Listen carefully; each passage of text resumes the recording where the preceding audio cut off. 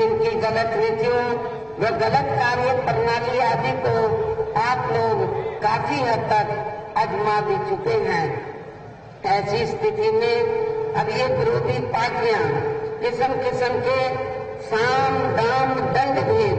आदि अनेकों हथकंडे इस्तेमाल करके केंद्र की सत्ता में आने की पूरी कोशिश में लगी हैं, जिनसे अपनी पार्टी के लोगों को हर स्तर पर काफी ज्यादा सावधान रहना है। और इस मामले में विरोधी पार्टियां अपने अपने पक्ष में हवा बनाने के लिए खासकर मीडिया, ओपिनियन पोल व सर्वे आदि का जो बड़े पैमाने पर इस्तेमाल कर रही हैं, तो उनसे भी अपनी पार्टी के लोगों को बिल्कुल भी गुमराह नहीं होना है। इसके साथ ही विरोधी पार्टियों के विभिन्न रूपों में जारी किए गए इनके हवाई व प्रलोभन भरे चुनावी घोषणा पत्रों एवं वायदों आदि के बहकावे में भी अपनी पार्टी के लोगों को कतई नहीं आना है, जिन्हें ये पार्टियां चुनाव खत्म होने के बाद ज्यादातर अमल में नहीं लाती हैं। और अब जिन पर से देश की जनता का अधिकांश विश्वास ही उठ गया है, यही खास वजह है कि हमारी पार्टी किसी भी चुनाव में अपनी पार्टी का कोई भी चुनावी घोषणा पत्र आदि जारी नहीं करती है। वैसे भी हमारी पार्टी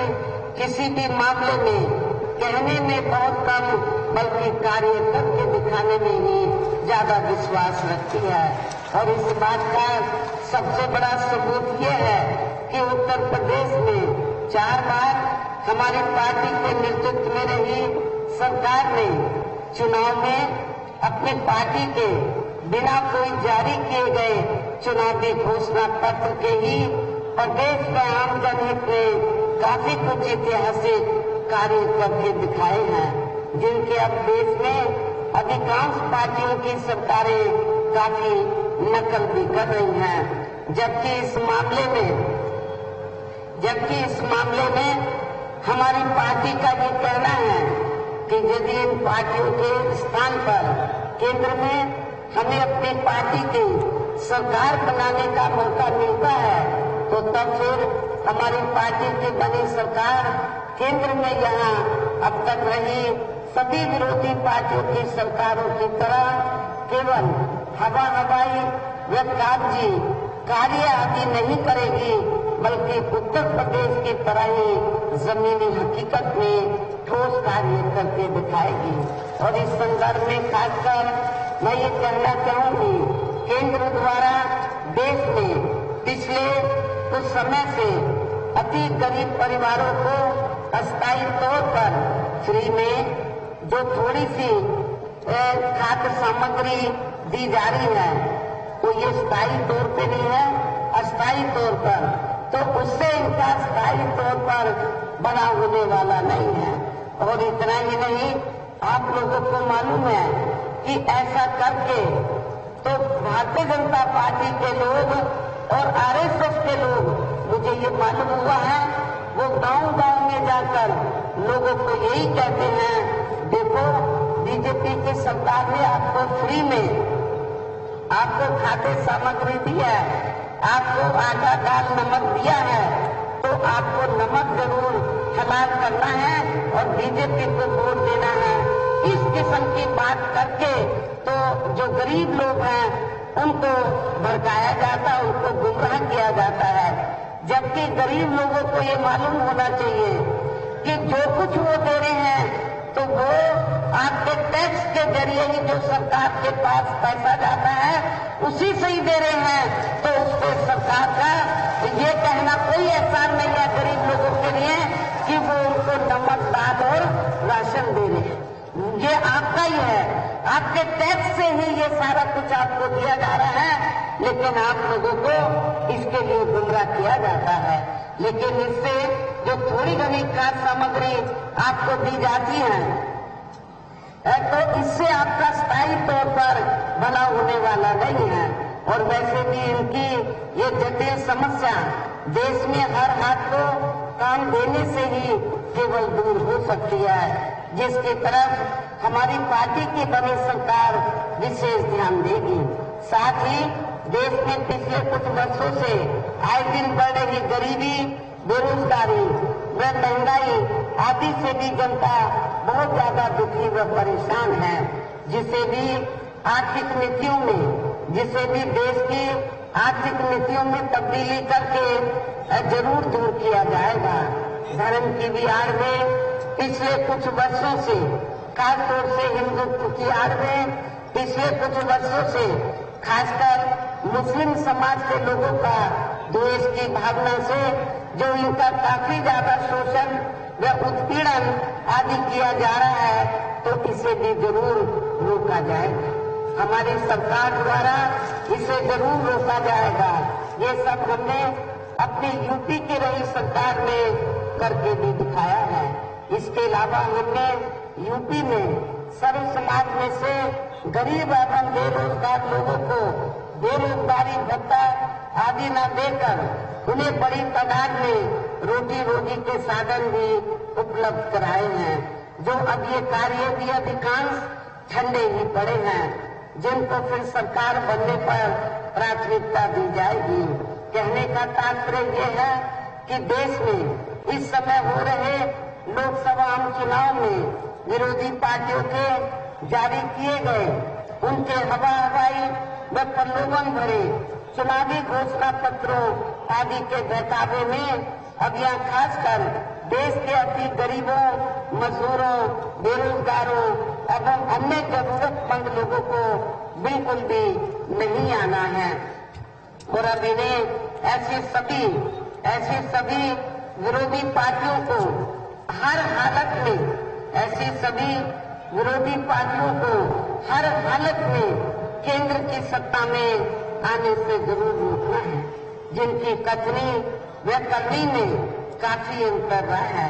तथा जिन्हें ये लोग बरसों से काफी आजमा भी चुके हैं। ऐसे में अब मेरा यही कहना है कि आप लोगों को अपने खुद के व अपने प्रदेश एवं देश के भी हित में अपने वोटों को यहाँ कांग्रेस, बीजेपी व अन्य विरोधी पार्टियों को न देकर केवल अपनी एकमात्र हितैषी पार्टी बहुजन समाज पार्टी को ही देना,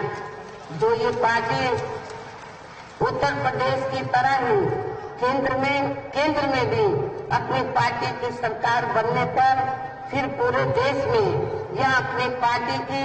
सर्वजन हिताय व सर्वजन सुखाय की नीतियों पर आधारित सरकार चलाएगी। इसके साथ साथ केंद्र से जुड़ी